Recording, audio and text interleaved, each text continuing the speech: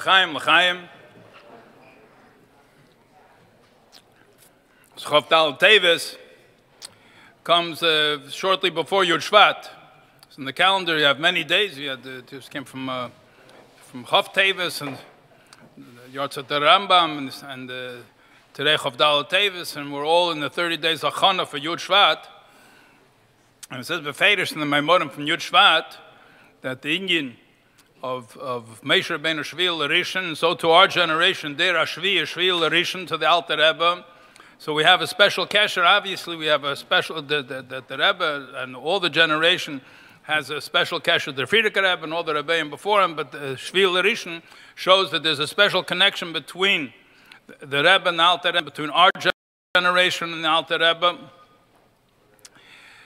Just point out just one nukuda, which I think that is quite the beilet, that the skashrus of the Rebbe to the Frierdiker Rebbe, we all learn the Indian from his skashrus by reading the way the Rebbe wrote about the Frierdiker Rebbe.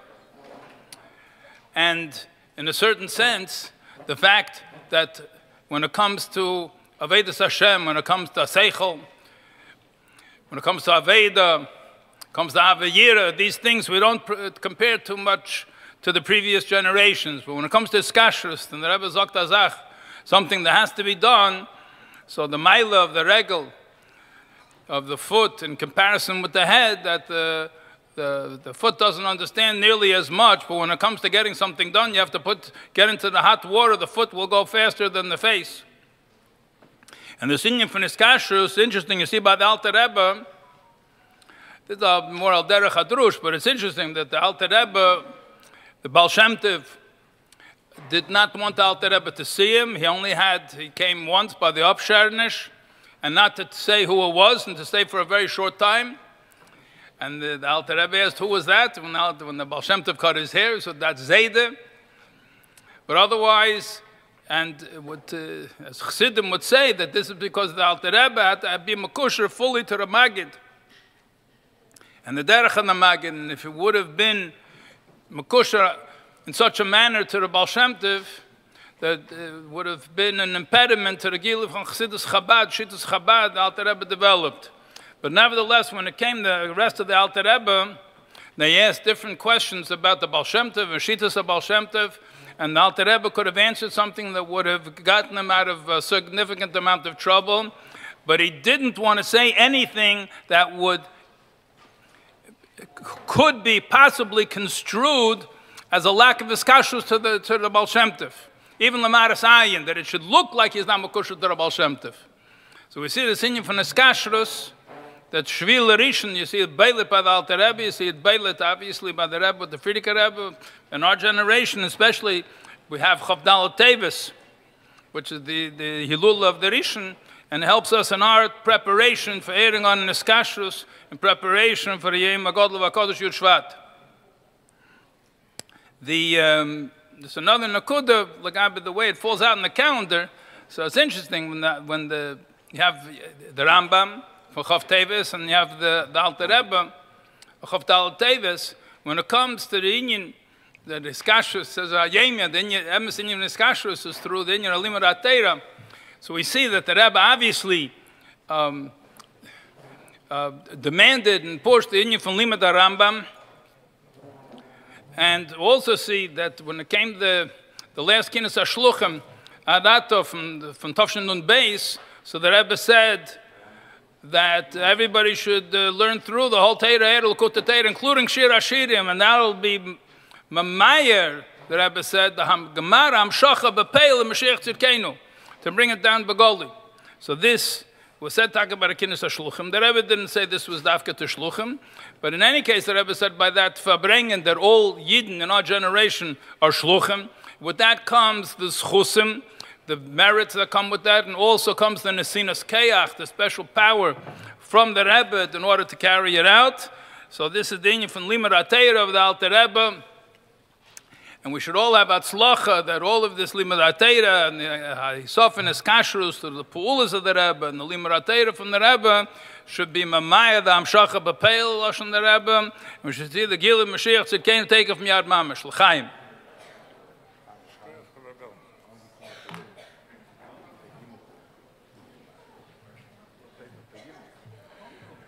Yasher Koach, Rabbi Bell. Just wanted to mention there's Mashpia. I'm busy here at the head table. If some of the Yungalite could take a bottle, go around, say L'chaim, Vin Shechon, and the schus of the Bala Geula, the Bala Hilula, soll geben Broches, soll sein Bane Chayum, Zone Revicha, Ba'alamen, B'chol HaMitztarech. Please say L'chaim. So now, when I was in yeshiva, people came over to me and they said, if you're making a program, please have Rabbi Lou speak as soon as possible. So to make the Olam happy, I'd like to call upon Rabbi Lou from his seat. He could stay, there's a microphone there, in a Farbrengen format. Whenever he feels he could stop and we could sing a niggin, he could go on. However, the Olam would like.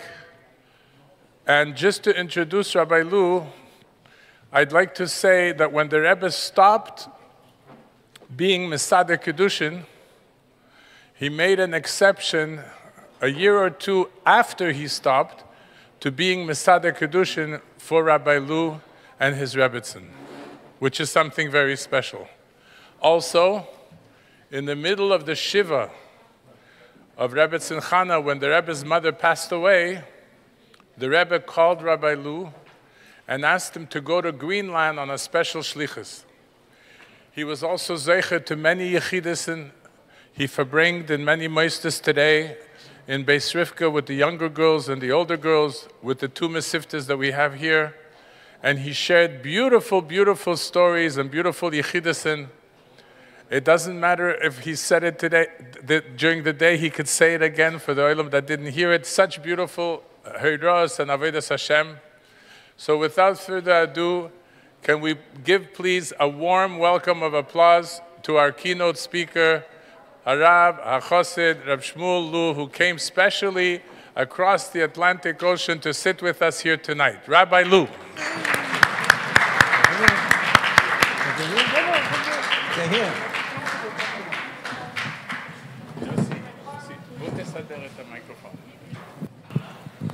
תסדר לו שזה לא יכסה את הפנים. שלא יכסה את הפנים. He'll do it for you. Just... L'chaim.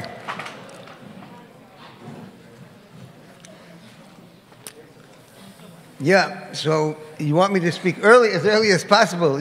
You're afraid I'm getting old, that I'll fall asleep. I'll doze off. He said, we sing a niggin, I think we could start with a niggin. Ubehegdim. I was by the Rebbe, Zoycha to be there a number of times after we were on Shlichus for Chavdala Teves. Especially memorable one was in Tov Shin Chav Gimel. It was the 150th Yartzeit of the Alter Rebbe, and the Rebbe introduced the whole subject on Chai Elul. There was a Farbrengen which was impromptu, not expected Farbrengen. And the Rebbe said then that from Chai Elul until Chavdala Teves is a miniature lifetime of the Alter Rebbe, and he wanted that we should divide up the Alter Rebbe Shulchan Aruch and the Tanya, and everybody should learn a part of it. I know that in the yeshiva in 770, I was in a bacha in the Zal upstairs, and we divided up. I remember I was given Perik Mem Ches and Mem Tes, and Kufnun Hey Kufnun Vav in the Alter Rebbe Shulchan Aruch. They divided everything up, and when it came Chavdala Teves, it was actually Motzi Shabbos. Shabbos was Chav Gimel Teves. And everyone expected a major announcement of a big Farbrengen on Chavdala Teves itself, not just Shabbos. But on Sunday night, Chavdala Teves, there was a major fundraising dinner for the Yeshivas Tomchei Tmimim run by the Rashag in Manhattan. So it meant that it's going to happen on Shabbos. On Shabbos, the Rebbe spoke about the two aspects of Shabbos Mevorchim Shvat. Number one, that it's Erev Chavdala Teves, and number two, that it's Shabbos Mevorchim of Shvat, which contains the Yartzeit of the Frierdiker Rebbe on Yud Shvat. Nobody expected, and there was no announcement about any Farbrengen, and the Rebbe spoke about this. But Motzi Shabbos, maybe give more details later on in a Farbrengen, but just wanted to say one nekuda. On Motzi Shabbos, after Havdalah, they announced that the Rebbe is coming down at 10:25 to Farbrengen tonight. And in other words, this was approximately the time that the Alter Rebbe was nostalgic. It's written by the Tzemach Tzedek that he had a day at Tzulula, that his mind was clear and sharp, and he said Havdalah, and that he passed away at that time. And they sang Niggin, and they sang the Alter Rebbe's Niggin right at the beginning of the Farbrengen. And then the Rebbe said a Maimah, and the Rebbe mentioned, which was said before, that when you sing a Niggin of the Baal HaHilula, you just midalang ta pidyon. It's like handing over a pidyon, a pan, asking for a bracha. In other words, when you sing a niggin of that person, you are able to connect to them. And you connect to that tzaddik, and you're able to obtain something in your own avodas Hashem as a result of that connection. And the Rebbe wanted that the Olam should sing that night every single known niggin of the Alter Rebbe, which of course everyone did. So I think we should sing a niggin. That's the first thing. Keili yato v'yoydeko Eloi kai aroi mameko Keili yato v'yoydeko Eloi kai aroi mameko Keili yato v'yoydeko Eloi kai aroi mameko Keili yato v'yoydeko Eloi kai aroi mameko Keili yato v'yoydeko Eloi kai aroi mameko Keili yato v'yoydeko Eloi kai aroi mameko Keili yato v'yoydeko Eloi kai aroi mameko Keili yato v'yoydeko Eloi kai aroi mameko. Another Chavdala Teves was Tofshin Lamed Dalit. I was on a visit in New York. I was already Baruch Hashem on Shlichus. And Friday was Chavdala Teves, like this year.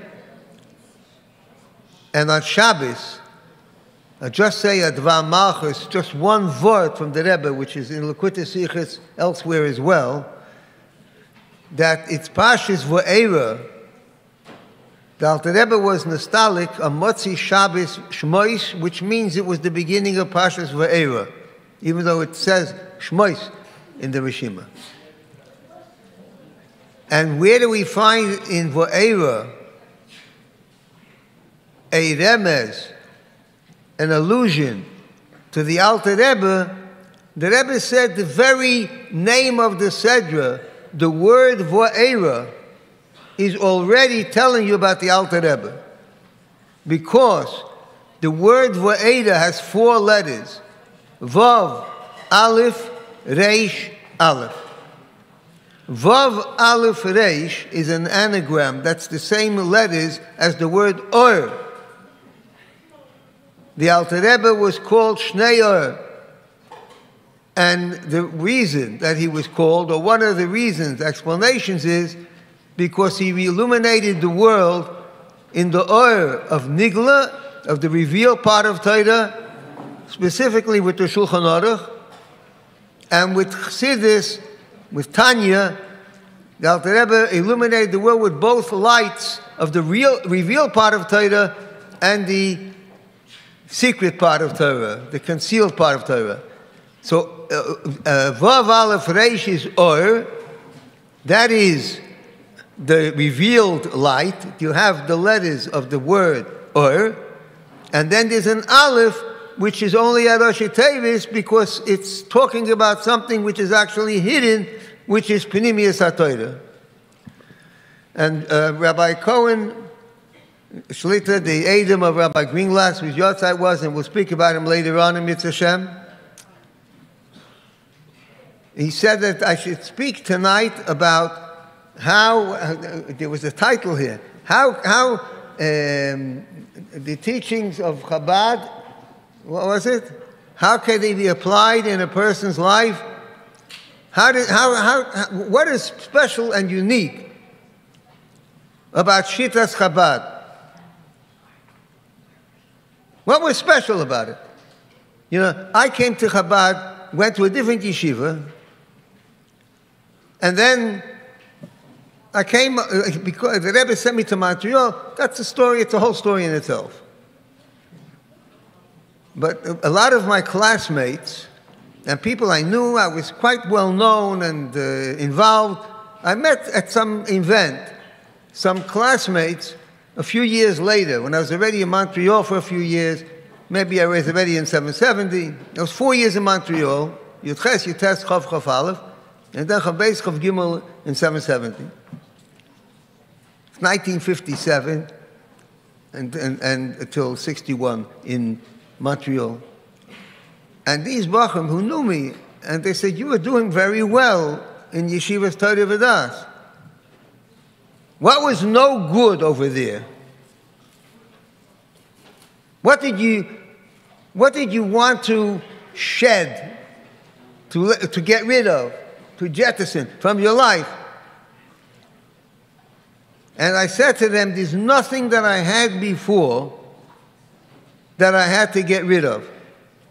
But everything that I had before became completely different through Chassidus. Chassidus illuminates a person's avodas Hashem, the same tefillin, but it became more significant. The same blat Gemara, but it was talking about something and coming from somewhere completely different. The same neshamas, everything. There's nothing, chas v'sholem. People are yereim and shleimim, finer, tighter, beautiful Jews all over the world. But what Chassidus adds to a person's life is something which enhances and gives a meaning to everything else that's in their life. The Rebbe spoke about this in many, many places. The Rebbe said that the theme, the motto of Yutes Kislev, which is the date of the Alter Rebbe's Geula, of the teachings of the Alter Rebbe, the theme is Poda b'Sholom Nafshi. My soul was redeemed in peace. And the Rebbe explained in Asicha that every person is comprised, your personality has many different aspects, leanings, proclivities, things that people prefer or they're drawn to different things. We call it a Yetzer Toiv and a Yetzer Hara. In Tanya, it's called a Nefesh HaBamis and a Nefesh Holikis. An animal soul and a godly soul. And in order for a person to be at peace with themselves, they have a challenge. The challenge is, I have so many different parts to me. There's a part of me which really wants to be the most frum yid, the most enthusiastic, hislavizdik chosid. And there's a part of me that I have to struggle with not to do the worst things. So how can I keep them under control? And the Rebbe then said, you see it as an analogy, a moshel. A person and an animal. And they have to live together. A human being and a real animal. And they have to make peace. The question is, one of them is going to have to agree to live the way of the other. One is going to have to learn to bend for the sake of the other one. So, an animal doesn't mind being harnessed by a human and plowing the field, and the Rav Tvuos B'koyach Shod, there's a lot you can obtain, a lot of wheat, a lot of food, a lot of economy that you can get with a harnessed animal. So the animal will have more to eat, and the human will have more to eat. The animal will accept being controlled and guided and even inspired by the human. A human will never acquiesce, will never agree to being controlled by an animal.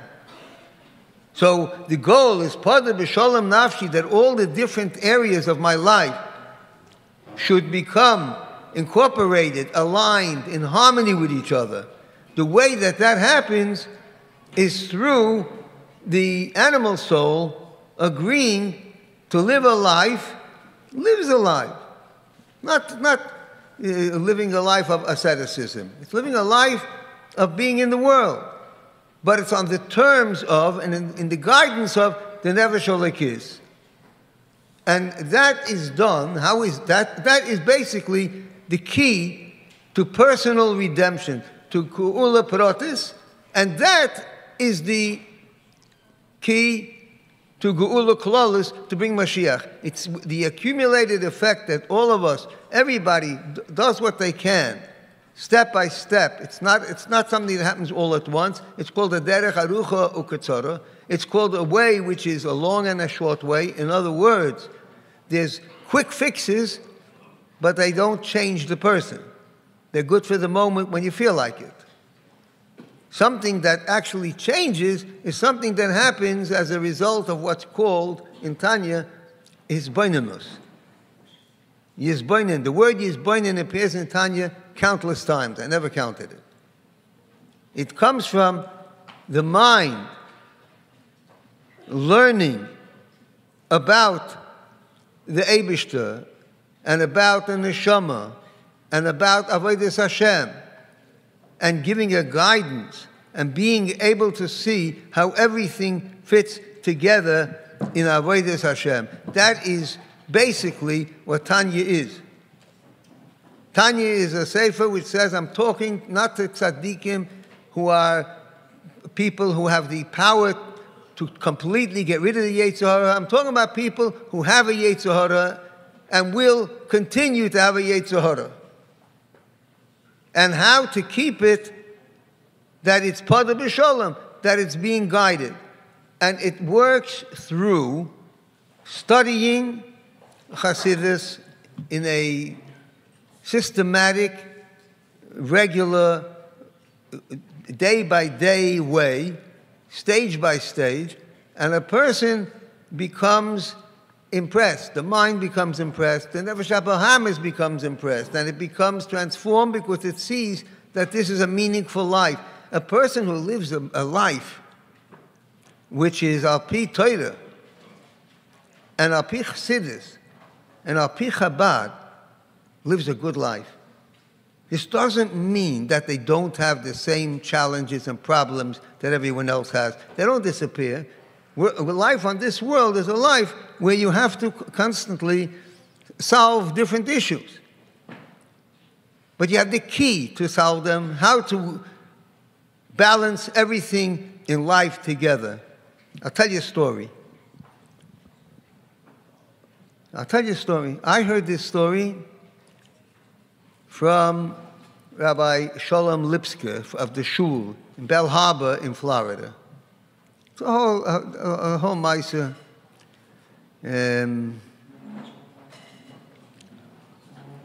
Interesting background, why he told me the story then, but maybe later on. He told me that he was at a chasana. He was at the chasana, and it was a young man, an upcoming businessman, successful businessman in Florida. 1970s probably, 1980s. And this person was getting married. And he had a friend who was his best man, so-called, and he wanted him to be an aid, Kiddushin, and an aid on the Ksuba. He wanted him to be an aid Kiddushin for sure. And Rabbi Lipsker was preparing the documentation before the chuppah, and the man said, I'm supposed to be a witness at this wedding. Because he heard that being a witness is a very great honor at a chasana. So Rabbi Lipsker said to him, are you a Shomer Shabbos? And he said, no. He said, then you cannot be a witness on Eid Kiddushin. Even Eid Ksub, it's in certain areas it's not allowed, and in certain other areas of chasana, it's not desired. That's why in Israel, when they go to the kibbutzim or places where there are possibly, chas v'sholem, not known Shomer Shabbos, there's always two people. The rabbi who comes always has a shamash with him, and he's not a relative, because they are the two Eidim, because they're both Shomer Shabbos. So this young man said, and if I become Shomer Shabbos, can I be a witness? He said, yeah. Okay, I'm Shomer Shabbos. Even though it's a Sunday afternoon. I'm Shomer Shabbos. So the rabbi said, not so fast. Do you know what it means to be a Shomer Shabbos? What does it mean? So he said, it means I got to come home from work in the winter, even though Friday is inventory day. You got to do inventory Thursday night or early Friday or Sunday, whenever it is. You have to change that whole aspect of business. It means no car, no writing, no turning on the stove or switches. He had a basic knowledge what it entails. And Rabbi Lipsker said, and what sort of a commitment is it? For how long? He said, open-ended, forever. So the rabbi said, not so fast. Sit down for 5-10 minutes and contemplate if that's what you want to commit yourself to now, forever, in order to have this honor. And 10 minutes later, the guy came back and he said, that is my wedding present to this couple. I become Shomer Shabbos. This is, Rabbi Lipsker told it to me. It was at a chasana that I came to, somebody from London. It's a whole story. So I said, when did it happen? He said, 7 years ago. And I said, where's the guy now? He said, he's still Shomer Shabbos, as far as he knows. Now, fast forward, about another 7 years after that, I was again in Bell Harbor for a Shabbos, and Rabbi Mochad Eliyahu spoke. There was a big Malava Malka there, and I was sitting next to Rabbi Lipska. I said, what happened with the guy who became Shomer Shabbos? So he said, funny, I just met him last week, and he told me 3 things. Number 1, he's still Shomer Shabbos. Number 2, he became a Gevir Otzom. He became a very successful businessman. A yuppie, he made a lot of money and was very successful. He said, number 3, that saved my entire personal life. He said, what do you mean? He said, look, I have a circle of friends, 15, 20 close friends. I know many people, but you have a close circle. They're all Jewish. They're all successful. But every one of them has no family life. They're either divorced or separated or living in a shell of a life, no relationship with their children, with their spouse. He says, you know why? Because Friday is inventory day, they stay in the office late. Saturday morning, they sleep in, and then they wash the car, and then they go to a football, they go to a place where they go to while the day away. That's the kind of a life, and they're very successful by certain external criteria. He said, I made a commitment. I made a commitment because I thought it was the right thing to do. Kabbalah L'Israel. I did it. So I have to come home early on Friday, and I have to get up early on Shabbos morning, and I wake up my kids, and they have a little breakfast or something, and we walk to shul, and we walk from shul, and we sit and we eat together, and we sing together, and we talk together, and we argue together. But we're together. There's a dynamic that's taking place between us. That's my whole life. I did it because I thought it was right to do. But it saved everything. Nothing that I have is as worth as that value. That's what it means when a person achieves. It could be in different areas of your life. A Beinoni has got it in everything. But everyone can work on different areas of the life, do it the way the Torah says, and learn to enjoy that. The animal will always agree to be harnessed, to be secondary to the human. And the animal that's within us will also always be pride. And it always reminds me that the Alter Rebbe writes in Igeres HaKodesh, in Siman Dalit, the Alter Rebbe writes, Bariches, beautiful explanation of what the different layers of consciousness that a person has. What it means to care about something, what it means to care more, and what it means to mamish care about something with your whole nefesh, with your whole being, like earning a living because you need it to survive with your family.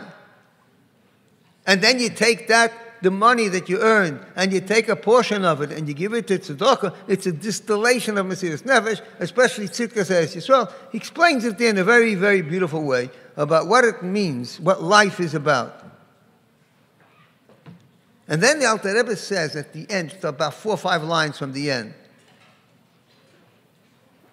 when the Alter Rebbe says, Bifrat Tzidkas Eretz Yisrael, especially when you're talking about the tzedakah of Eretz Yisrael, and he says, "Vehi sha'omdo lonu, latzon lafshenu." It's this zuchus of the tzedakah that I gave and generated for Eretz Yisrael is the zuchus that saved me from the schemes of the people that wanted to trip me and to get rid of me.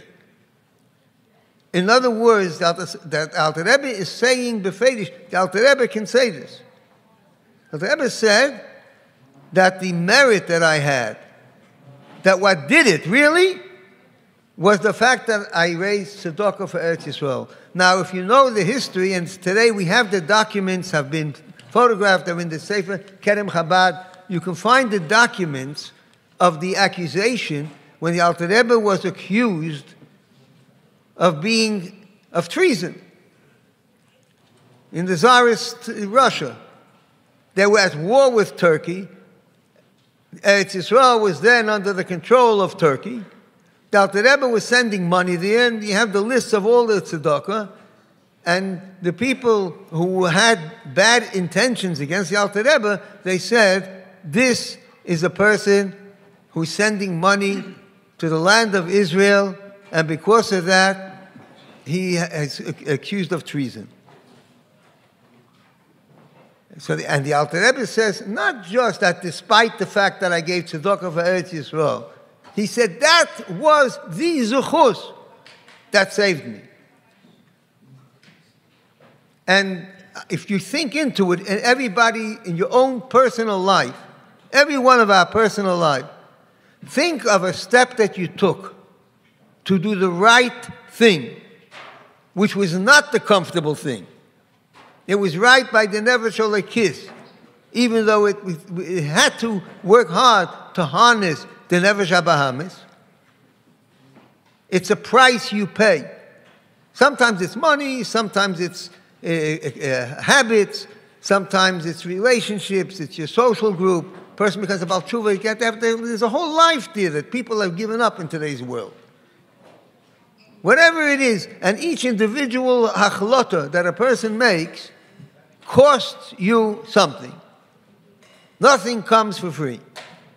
Says the Alter Rebbe, Vehi sha'om dalonu. Not just that doing that is going to help you despite all the pain and all the effort and all the hard work that you had to put into it. Because of it. That in itself is going to become, this man said, my Shemitah Shabbos, not just as a zchus, the Shemitah Shabbos, what it created in my family dynamic, nothing else could have created. And people who have a lot of money, maybe more than I have, but they don't have it. My most precious asset is that. That's what he was saying. The Alter Rebbe said, that's what saved me. So when you say, what does it mean, Todas Chabad, the Alter Rebbe taught us, if you take to it, you make in an oifen mesuda. Today there is, I'll tell you a yechidus I had. I had a yechidus with the Rebbe. We went to England, the end of Tafshin Chavhei. My wife stayed in Manchester for a few months, for 3 months till Kislev, because she was having a baby there. And I came to London, B'Chodesh Elul, Tafshin Chavhei was when I began in London. See all the different things that I did.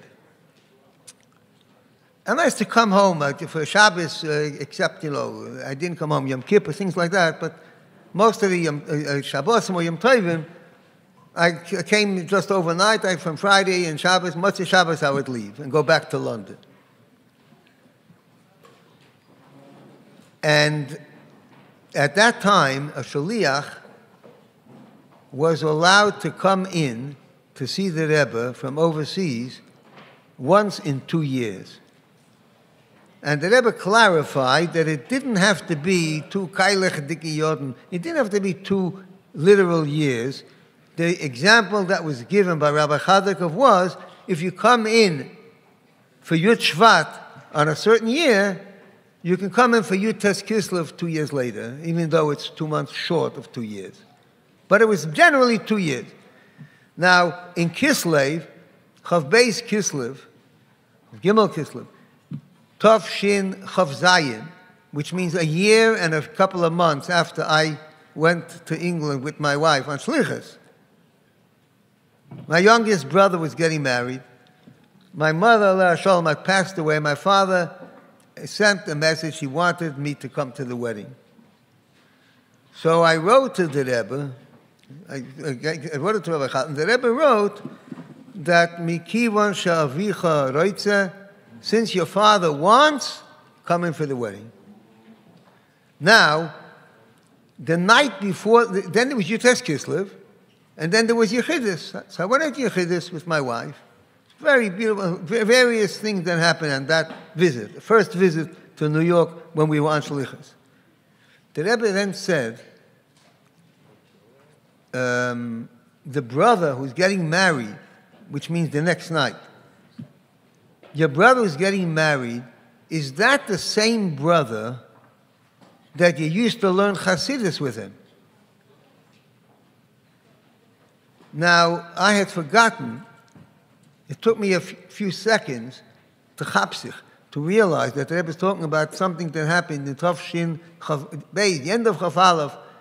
I asked the Rebbe, not even in a tzatla, I asked orally through Rabbi Chadakov if I can stay in 770. I was 4 years in Montreal. I loved Montreal. It was so important in my life. But I really wanted to go and be in 770. And I was looking for ways. So I told Rabbi Chadakov, could you please, I want to make sure I get an answer. Could you ask the Rebbe, if I stay here, I'll learn with my brother. And the Rebbe says, you'll learn with your brother, stay. And I stayed. But I forgot that whole thing. My brother was supposed to come every Thursday night that year in Chaf Beis. It happened over the year maybe 10 times that we learned together. Maybe 15, because he had to go somewhere. I went away for Shabbatonim, universities, this, that, whatever. Here's the Rebbe telling me, in Tov Chav Zayin, is that the same brother that you used to learn Chassidus with? I said, yes. The Rebbe said, Elet noch als Chassidus. Is he still learning Chassidus? So what should I have answered the Rebbe? What should I answer? I said, ich weiß nicht. And the Rebbe gave a big grin. He said, willst nicht reden Lashon Hara from Bruder? You don't want to speak Lashon Hara against your brother? And then the Rebbe told me, at least twice, I don't remember if it was twice or 3 times over the next few minutes, when he explained what he wanted to say, that he should learn Chassidus, the Rebbe said these words. He says, on achrayus. It's not your responsibility. Zog him in mein nomen. Tell him in my name. As ovar is over. What passed is past. The over, the past is past. Aber darf lernen Chassidus. And then the Rebbe said that it's available today in Hebrew, if that's easy for him, or Yiddish, or English even. But he has to learn Chassidus. That's what the Rebbe said. And the next morning, by the way, I was staying with my father, Alav Shalom. I went into my brother's room, and I said, I was in Yechidus last night, and the Rebbe mentioned you about your chasana, and he said, and I told him the whole Yechidus. The Rebbe said, I'm giving you a message from the Rebbe. The Rebbe said, Befedish, this is not from you, it's coming from me. Twice at least. Nicht auf dein achrayas. And he was very moved. And he lived at a certain stage with Maxi Shiner, and then he was 40 years in Staten Island.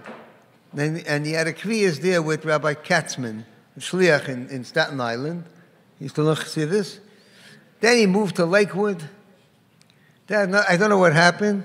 And then came the COVID, and we had family Zooms and with my own children.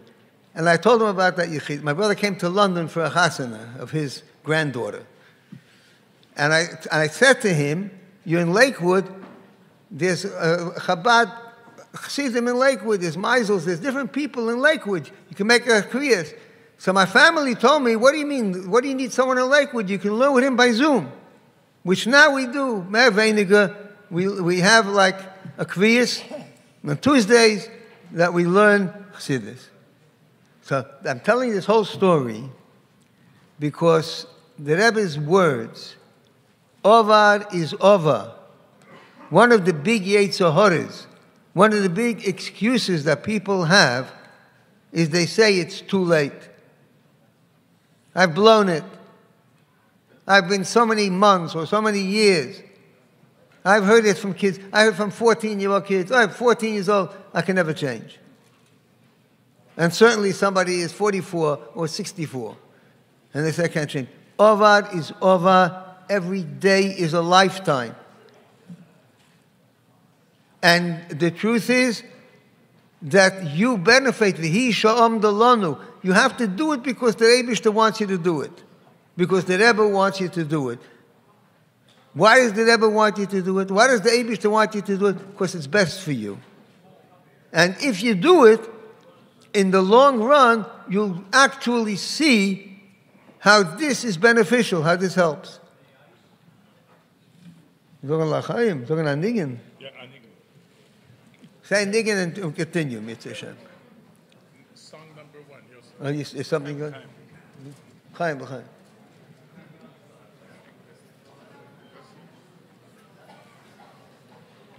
No, the Bali Min. You don't have to sing every Niggin of the Alter Rebbe. You can sing a Niggin.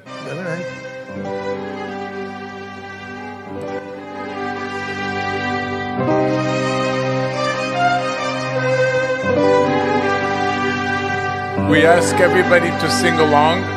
Also, for those of you that noticed the Sefer HaMashpia on Volf, with many stories that he used to say by Farbrengens, and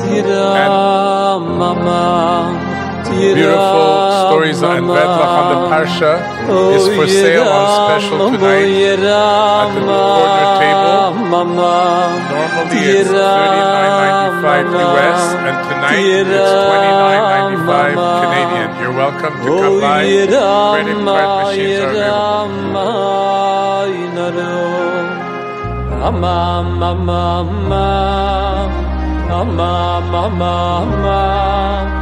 Oh, inana, yo, ya yidim lo yido, ya mama,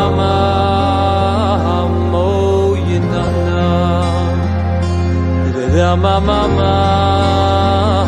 mo inana, mama, mama, oh inana. Ya yidim Tiera mama mo yinana Tiera mama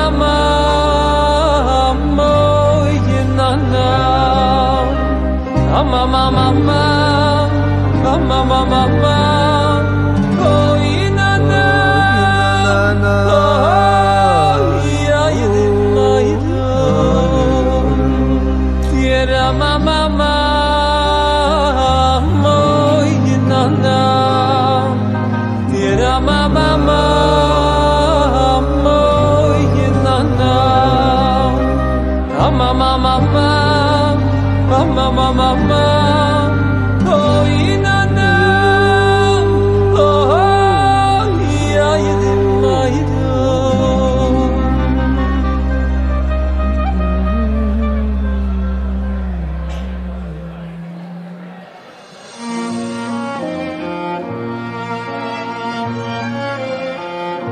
If I can ask everybody to please give their attention to the screens, we prepared a short 5-minute video of a Dvar Malchus, a short Sikha of the Rebbe on the Alter Rebbe, how the Alter Rebbe excelled in 3 particular areas of Torah, Avodah, and Gemilas Chasodim, and Aleim Ha'olam Oimed. Video 1. Der alte Rebbe, was sich sicher gewusst, was man herangesetzt den Meister und wie kommt es dann mit dem Befreit, wo die Gehen mit Schachel gewähnt noch, Yartzeit beschoben, Yartzeit Lecherus, sagt dass sie verbunden mit dem Posek vor der Beschoben. Wo das hat Posek in Tanach, in Tibein, die Kedei zu wissen, der Pirush bedauert, dass sich geguckt und in Tedische Balpeh, sagt die Gemorre in Bruch, es mei Pode bescholen, was ist der Pirush Adover, aber das meint men hoesig betero begmilas Chassodi, mispalel im Atzibur, is odemol te die Pode bescholen mit Nafshi Mikrovle Rabbi Moyi Modi, was das ist die drei Inyonim, I demol für Doani Liu Lebone wird der Pode bescholen Nafshi, nicht nur der David, nur das geht ich auf הקודש ברוך הוא Liu Lebone bebeinu Israel. Seht men an der Linien Habdiya, der Gehülle von dem Alten Leben, verbunden mit drei Sachen. Mit Eisek Betero und der zweite Sache mit Milas Chassodim und die dritte Sache mit Spavol im Atzibur.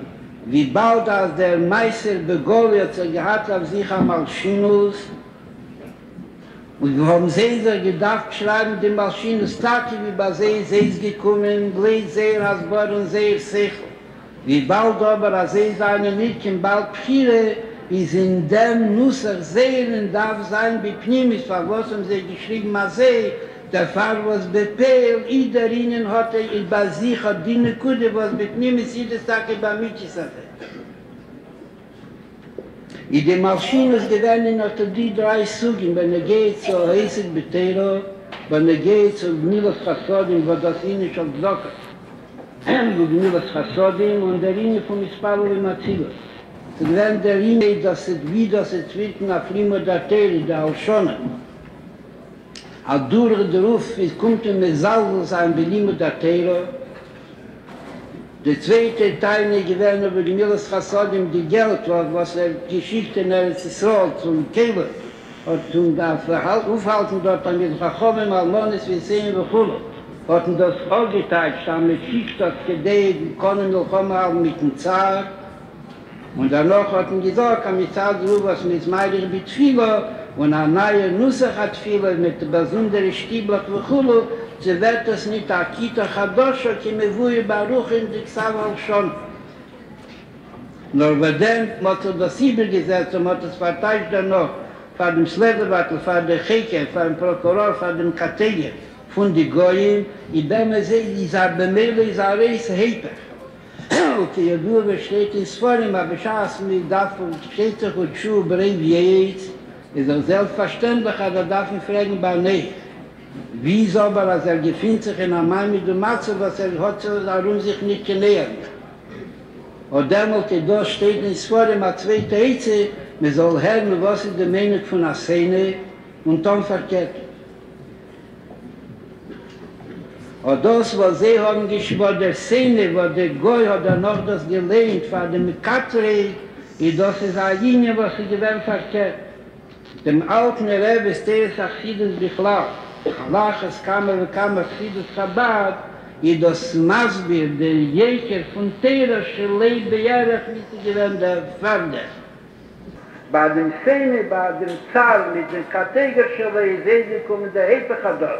Als Hepech nicht wie der alte Rebbe hat gesagt, nur dann Hepechador, wir sagen sich, als wir schon blieben der Tag. Weil der ist der Eche, der Milas Chassodim, der alte Rebbe hat geschickt, unter die Stütze und bekam Fangen zu die Jiden, was gefunden sich in Eretz Yisrael. Die sollen dort nur lernen, und mit keinem Gamitzes und durch, mit Kader sein, Bias HaMashiach, wo demut wird Eretz Yisrael befreit werden von dem Sultan. Bei dem Szene ist es gekommen nach Hepe, aber da schickt man gedreht selbst von dem Sultan. Wir kommen Lila, wir wissen nicht von der Nähe, darf man hören, was der Szene sagt, und demut wissen wir, dass er verkehrt, wie sagt. Weil der sehe, bei mir gehen, ist Pavel im Atzibur. Aber gesagt, wie bald man macht, besonders in Hogen, besonders Schieber, wer weiß, zu was mit Mispale sein und nach was mit und zu wer Mispale, mit dem Xav Martino, ich gewinne Punkt der Hepe. Aber ich frage, bei wem soll man sein, Ziba Litwischen, Ziba Galicianer, Ziba Pelischen, Ziba, wem es soll nicht sein, wer ist meilig mit Schilo, wird Renten, als der halbe Schallinge ist, dass ihm der hat der Schacke zu sehen. Al Kolponim zu sehen. Wo das ist echt, wie gerät früher, der Szene hat gesagt, benutzt Kacha, du ruf kann Reis Alinen, Hepech hat Tfilah. Lekei Lemes und Tfilah Semes, Ich das gewährt und gewusst, dass das ein Punkt der Hepecher da. Und das ist echt das Bolle, was sie die Maschinen gewähren auf die 3 Unionen, die Chere sich Schecker Engel Raglayin, darf man aber haben ein Emes Bitchilosse. Sie Tage der alte Rebbe hat gekocht in Eisig Betero mit Milas Fasodin und Mispavali Matzibah. Noch danach in der Gewehr, wie sagte, melde Shema, sei es in den nächsten der Schamnat Schiketschen nächsten. Der Beruf Masber, wenn der Rebbe nicht mehr sieht, na das ist die Linie, wie der alte Rebbe fährt. Peterburg und noch Peterburg. Was auch von Pi, was ich fahrt Peterburg, ist der Gewehr, der alle Unionen, wie gerät früher, schon von Norch hat noch angegeben. Und mit seinem Gewinn kam Loch ist bei noch sein, bei dem Neri Hamagid mit Miseritsch, weil der ist sehr eche, wenn geht zu Milas Chassodim, ist gewinn der Linien als Docker, noch kam als Mann im Riefniser, wie es war nicht, du, wenn geht zu den Naden, als Tag gegeben, dass Kedei zu Mesadra sein Iden, bei ihnen schon vernossen. Wie wenn wir sind gekommen, vor sie Iden, dann sich misspannen sind, der Ogereplech hat Chilat Neid. Mit dem Schwert, als auf Naden ist selber Labos und danach hat das auf die Nutz, auf Milas Chassodim, weil das noch gewähnt, noch jeder noch gegangen ist Riech. Weil der sehr echt und Mispallel im Azibur, die durch die Anlage für den Alten Rebbe, nicht nach Ihnen, nach Filo, echt noch jedem eine Siechele. Everybody found on their seats a blue paper, which is a matana to the Rebbe for the 75th year of leadership. A few Jungelite came to... Chabad has right now 2 tanks, and a 3rd tank is in the middle of being purchased.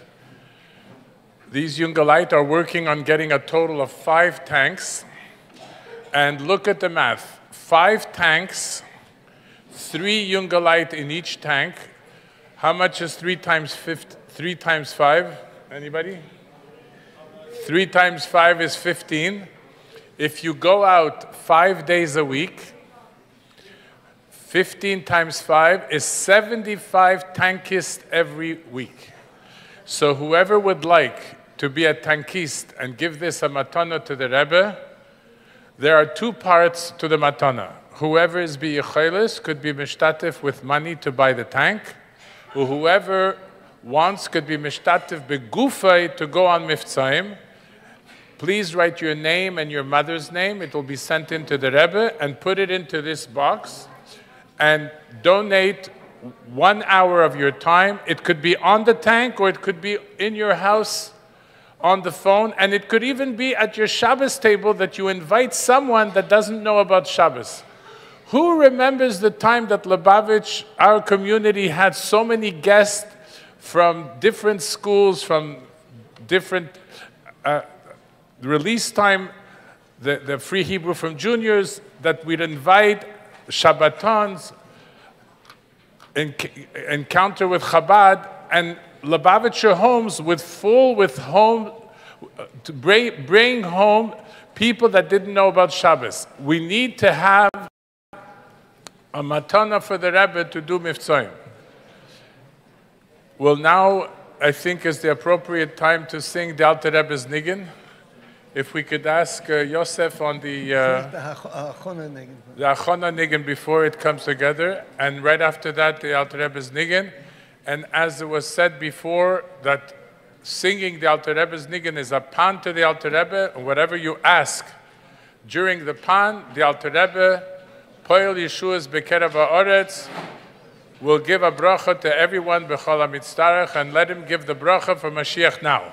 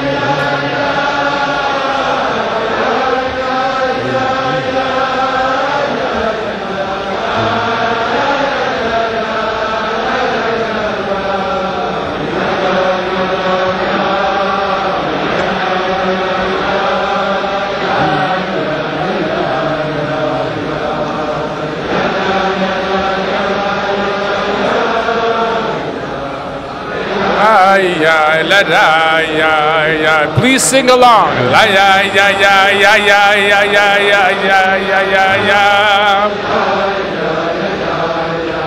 Ay ya ya ya ya ya ya ya ya. Ya la da ya ya.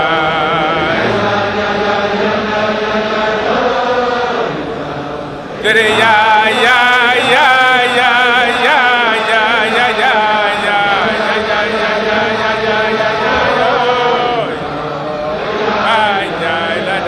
ya ya.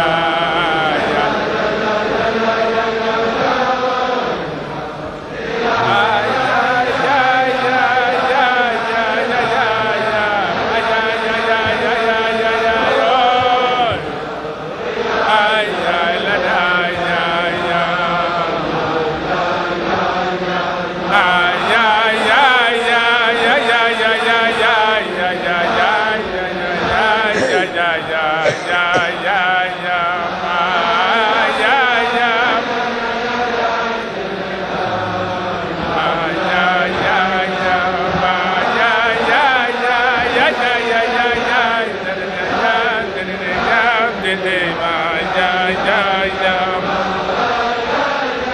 Ay ya ya ya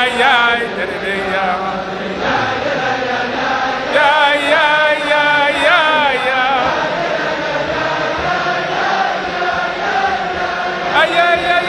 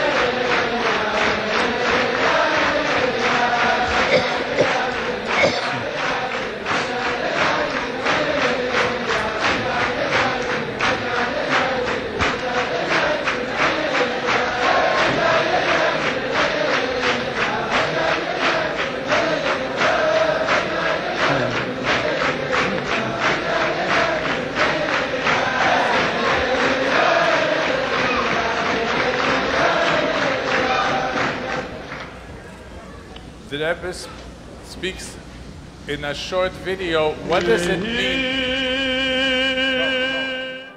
The Rebbe speaks. What does it mean? A nasi b'Yisrael. Nitzutze shel Yaakov Avinu, Aroya Neman. It's a very short video of 2 minutes, but the Rebbe explains how a nasi lo yazev etzei marisai. Please listen to the following video, and then we'll ask Rabbi Shmuel to continue the Farbrengen.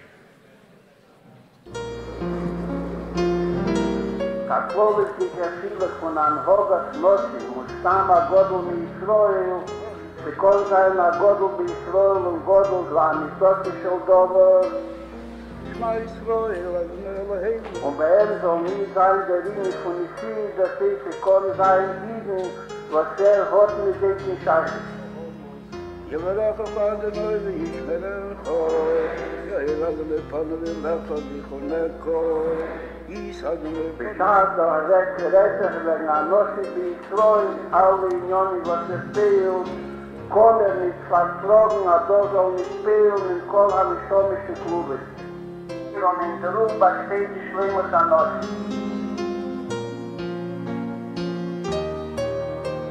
Der Volf versteht mir nicht, der Gebel war frei, was haben wir, dass die Jahre, was ich werden, was sie haben sicher gewählt und sie gefunden sind bedeutet. Was auch ist der Gebel, nicht nur die, was haben wir gesehen, der Heim Chadiot. Und die werden dämmelt von dem Teves. Aber viele nicht nur die, was haben wir die Frau gesehen, der Heim Chadiot, die Klonus. وكان الضبط العبادة شعمالي سيدي شو صديقي بريد تروح كي وطريقة ما تشنزيك بيه قلت لكل خطر في ضياقة زمان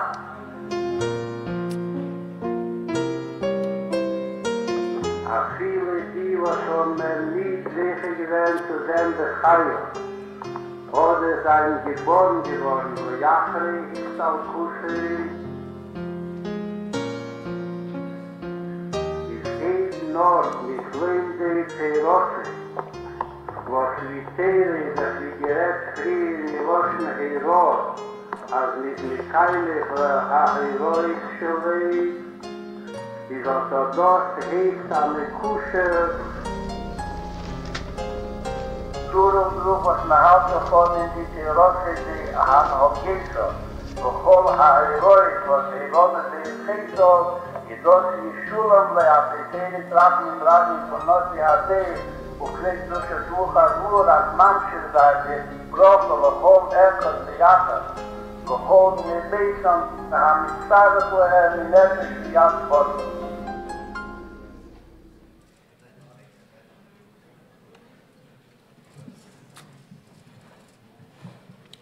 Rabbi Lou shared a yechidus with the boys this morning. He asked the Rebbe, how could a person be mekusher to the Rebbe? If I could ask Rabbi Lou to please repeat this yechidus, it would be beautiful. Since you asked, I'll tell that, and then I'll tell a different one, which I think will also illustrate this, a story which more contemporary. Yeah, on a personal level, I used to go to the Rebbe. From Montreal, you were able to go 4 times a year. The yeshiva went to the Rebbe. Yud Shvat, Pesach, Yud Beis Tammuz, and Chodesh Tishrei. And for a bacher to go and to be allowed to go to Farbrengen, I'm not talking about Yechidus. You had to be fahed in Nigla and in Chassidus in Montreal, and then you had to be fahed in Nigla and in Chassidus in 770. I remember the fahez, I remember the conversations with Rabbi Mentlik, Olav Hashem, and with Rabbi Yoel, Olav Hashem.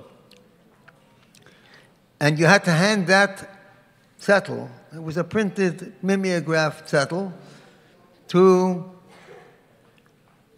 Rabbi Chadakov, the Rebbe's Gabbai.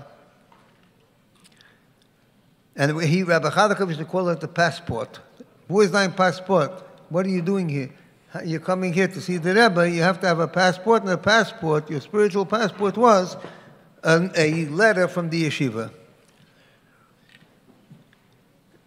And if you had a birthday between then and the next time that yeshiva was coming in, you were so-called entitled to go to Yechidus. So I was in Montreal 4 years. My Yom Haledes is in Chodesh Adar. So I was to go, Yud Shvat was my time to go in Yechidus. Yud Ches, about 4 o'clock in the morning. Yud Tes, each one was very, very special. In Chaf Aleph,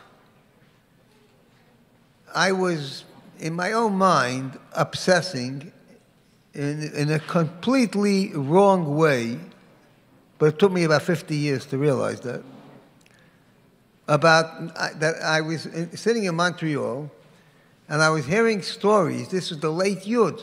People were talking about what happened to Tafshin Yud, Yud Aleph, how everybody wrote a Ksavis Kashrus to the Rebbe. And it fell into my immature mind that I have never given the Rebbe a Ksavis Kashrus.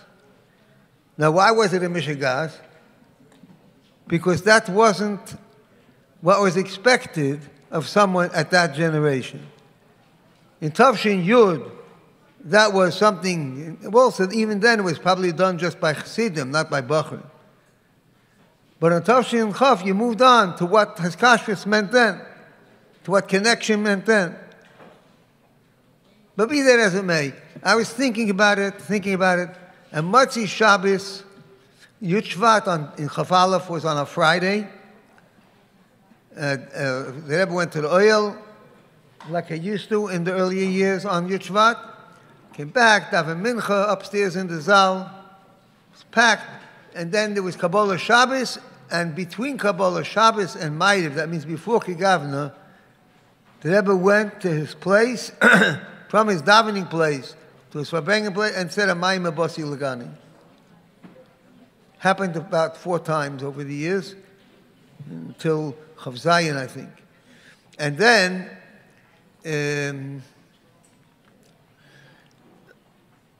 Shabbos was a Farbrengen. Motzei Shabbos was that was the big advertised in the papers Farbrengen.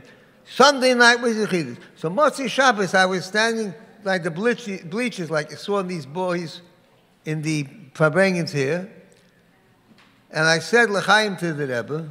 And Bashgacha Pratis, I just said to myself, Rebbe, tell me how to be Mekusha.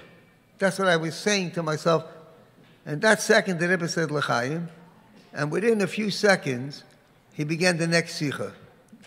In those days, it could be a long time, like 15, 20, even a half hour between Sikhas, because the Rebbe met people that came over.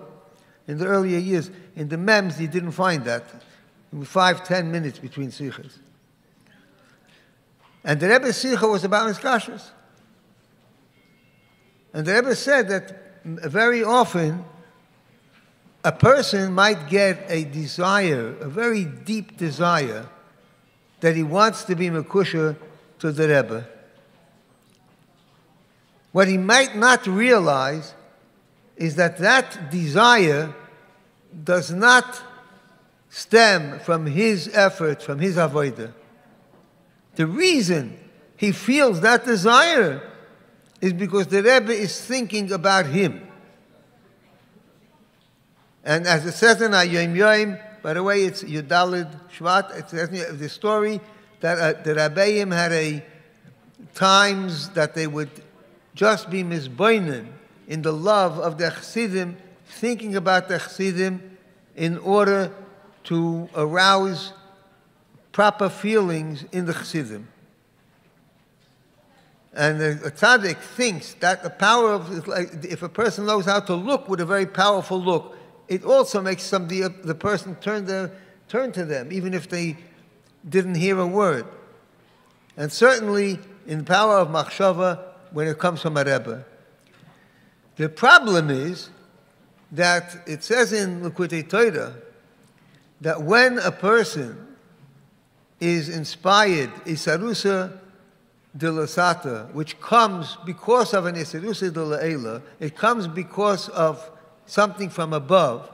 It has the advantage of being infinite, powerful. It's from the Eibishter. It's beyond my capacity. So I have the most fantastic source. But the problem is that it's something which can come and it can also evaporate. It can also go away just as quickly. Because it's not been internalized. It's not become part of the person themselves. When a person gets inspired because they did avodah and they worked hard and they went out of their comfort zone, and as a result of that, they took a step, that's real. Even though it may be tiny, but it's tiny real, it's powerful. Because it's them. It became part of the person.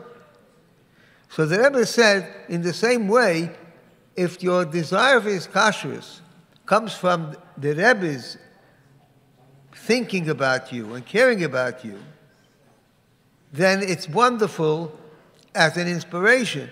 But how can you keep it going? So it says in Likutei Torah that you should tie that inspiration to Ma'aseh b'Poel. Do something. And that will create it. That's all the background. So I went into Yechidus. This was Motzei Shabbos. I went into Yechidus Sunday night, early Monday morning. And I wrote to the Rebbe, I really want to be Mekusha. I have my weak moments, my cold moments, my doubting moments, my challenges, but my real deepest desire is to be Mekusha, and therefore I'm asking the Rebbe how to bring this lepoil ka'atzas kavod gedushas atma shlita b'sichas ha'hasvadas, like the Rebbe's Eitzah at the Farbrengen. And at Yechidus, the Rebbe would scroll your letter, look at it, and looked at the letter, really. He was talking, this was the Scheibswegen, whatever it was. It was a very formal occasion, the Yechidus, for a Bacha, for sure. But the Rebbe, Baruch Hashem, did address this issue. And basically, it's printed somewhere, it's in a Churich, it's on Churich.com, but it was Muga, well, the Rebbe saw it, corrected it. And the Rebbe said the Ike his kashrus is durch Torah. The main attachment is through Torah, like chitas and things like this. And as it says in Tanya, that through Torah there's a yichud which ein komoyu nimtza klal bagashmias. The greatest unification with the Eibishter and Tzaddikim is through Torah. And also the Rebbe said, Unhiten de Sidrei HaYeshiva, if it's so weit, it's so poilen if it's weit neuchet. To keep the times of the yeshiva, the Seder. The Seder in Tamchet Mimim was a very, very holy thing which the Rabbeim cared about.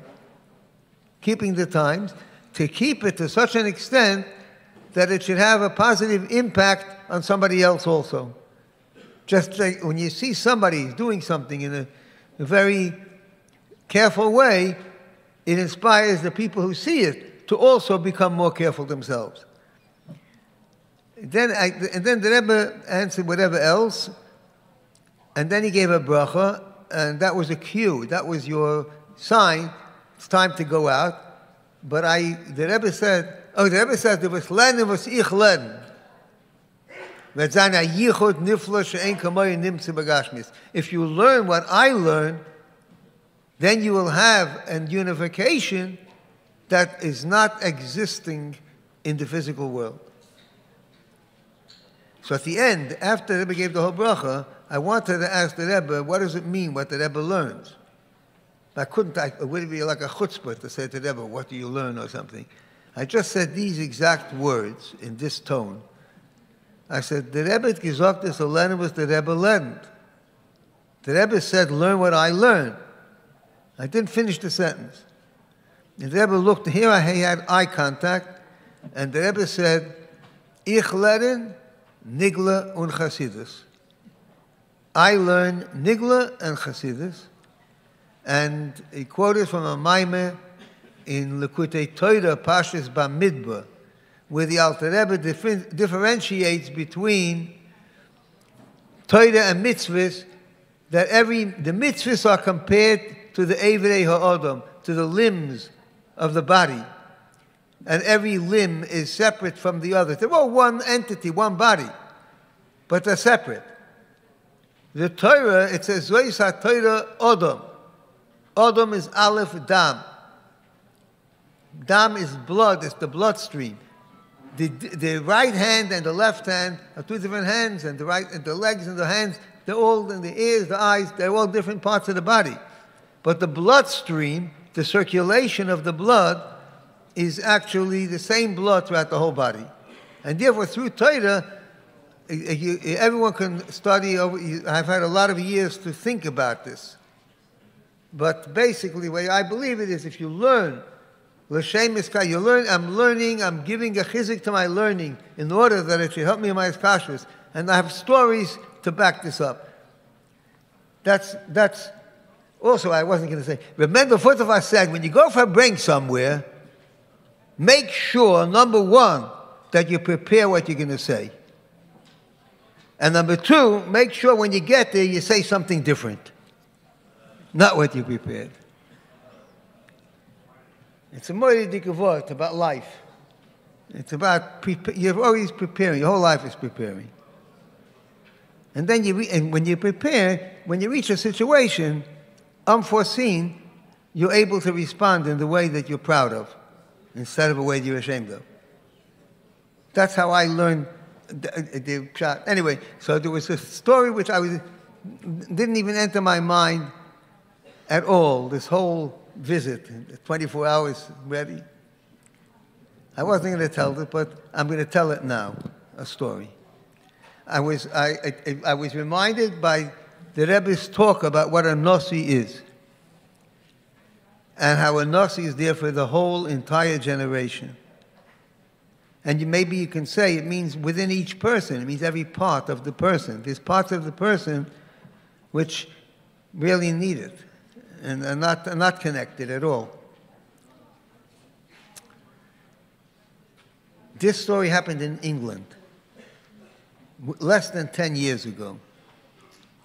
And it's an ongoing story. That's why I'm not even going to say the name of the city. But I'm going to tell you the details ofen kloli. The story begins about almost 60 years ago. There was in that town, there's an Orthodox community. It's officially, probably were Shem Shabbos, people like very, very English, Yekish style. There wasn't a single, what you call a Haredi in the newspaper, like a black hat type of people. Tired of Yidden, Sibis Nefesh on their own level. And there was a boy, he was about 10 years old, and he was very inspired. The most religious thing that existed there, the family was not observant, but they had a Bnei Akiva group. And Bnei Akiva, that was a religious thing, and this person was Mamish Adahoibana Yid, a boy. And he was very active through his teenage years, even though he wasn't encouraged, especially by his family. And then when he was as soon as he was old enough, 16, 17, to leave school, he made Aliyah, and he went to a place, a Bnei Akiva, a place called Kibbutz Lavi. It's a famous place where they make furniture for shuls and things. And there he was. He was so young that they designated a couple to be his, like, foster parents, sort of, just to keep an eye on him. And he was there, and then it came the Yom Kippur War, and he was mobilized, just like everybody else in the country. And Rahman al-Islam, for whatever reason, nearly 3,000 Tayyidah Neshamas were extinguished in that war over a 3-week period. And he was one of them. He died. Now, he had one sibling, a sister. And that sister became very angry. Not because of what happened to her brother. You know, he died for what he believed in. He died for his country, for his religion, for his God. That's what got her. What got her was her perceived reaction of the community, the insensitivity of the community to her mother. Whether it was right or wrong is not relevant. That's how she saw it, and she became very alienated, very distanced from Judaism, from Jews. She made it her business to marry a non-Jewish person, Rahman al-Islam, and that's it. And she had 2 children, a son and a daughter, by the Goy. in the 2 or 3 years that they remained married. And she brought up these 2 kids. Now, a shaliach went to that town about 10 years ago.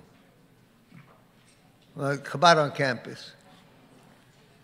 And after a couple of years, he gets a phone call. This is about 8 years ago. He gets a phone call. It's like the end of the summer, August, September time. He gets a phone call from the couple who now are elderly people. So which happened 50 years ago. So these people, I don't know how old they are. But they heard Chabad or somebody in the town. Maybe you can save the next generation. The children of that, they're 100% Jewish. So he said, okay, what's the name? They gave the name. What's the address? Didn't know address, didn't know phone number, didn't know any WhatsApps, emails, anything. Just had a name. Aber sich nicht gefoilt. The shaliach did his legwork, and he found out exactly who it was, and where she lived, and what her phone number is, but decided not to phone up. He decided to go, because it's easier to put the phone down on someone than to slam the door in their face. And he went with there was Merkel Shluchim there, he went because of Yichud, he went with someone else. He told me the story, the Shliach. And he came, he went 6 o'clock sharp, because he figured anybody who went to work during the day is home by 6. And anyone who was going out for the evening didn't go out yet at 6. But she wasn't home anyway. But he waited, and about 15 minutes later, she turned up walking a couple of dogs, mice, and she saw the guys with black hats, and she immediately put 2 and 2 together. She said, give me 5 minutes to prepare this house.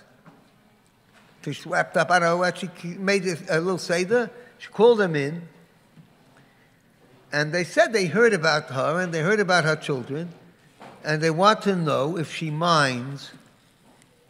She says the children both in their 20s, and they live, each one has their own flat, their own apartment. Do you mind if we go to visit them? She said, I don't mind, you can go. My children were brought up to be polite to everybody. But you should just know, my son never went to a synagogue. He never had a Jewish lesson or a bar mitzvah or anything like that. That's what you're up against. So anyway, he went. And he brought with him what they call in England a term card. Every group, every club, every association on the campus has what they call a term card. It's a card like this, and on one side it says the name, we're Chabad of so-and-so, on the campuses. And there's 3 terms in the year in England. And here it will say something about regular shiyurim, or it'll say about the special program for that term. There's 9, 10 Shabbosim, Friday night, this one's going to speak, that one, the other. And then it has the regular things. Every Monday we have a Pasha class, and Tuesday pizza class, and whatever. Bake challah with the Rebbitzin on Thursdays. And then in the back it has general information with the links and all this kind of thing. So they brought this to this guy. And he was very nice to them. He said, thank you very much. And he said, you should just know, he said he was in shul once in his life at age 4. He said, for what? He didn't know if it was for Simchas Torah or Tisha B'Av, Chasen or Levaya. You know what it was. Just knew that. He heard that he was in the shul once. That's it. He said, come Friday night, you'll meet people. You'll meet young people like yourself in their 20s. Anyway, came Friday night, so I heard the story at the Kinnis HaShluchim that year, about 7 years ago probably. It didn't come the first Friday night. Second or third Friday night, he suddenly turned up wearing his coat, sat in the corner, and just looked around the whole time, didn't say one word to one person, and got up 11 o'clock, 12, whatever they left, and he left. Then he turned up that week in the Pasha and Pizza or something, lunch and learn, these different activities they have. And then he started coming every single Friday night. And the Shaliach said, one Friday night, the week before the Kinnis HaShluchim, at the end of the evening, next Friday, I'm not going to be here because I'm going to New York for a convention of thousands of rabbis, and somebody will take over, or a Bach will be there, I don't know, his wife will be there, I don't know what arrangement was made, if arranged. This boy waited till the very, very end, everyone left, and he went up to the Shliach, and he said, "You're going to New York?" And he said, "Yes." He said, "Would it be appropriate," this is the lashon he used, "would it be appropriate for me to ask you to bring me something?" He said, "Sure, it's appropriate. What would you want me to bring you?" He said, "Bring me a picture of the man." Which man? He didn't remember the name or the word, anything. He said, "The man who's on the wall in your house." So the Shaliach said to him, "I'm sure I'll bring it for you. But tell me, would it be appropriate for me to ask you why you want that picture?" So he said, "I'll tell you the story."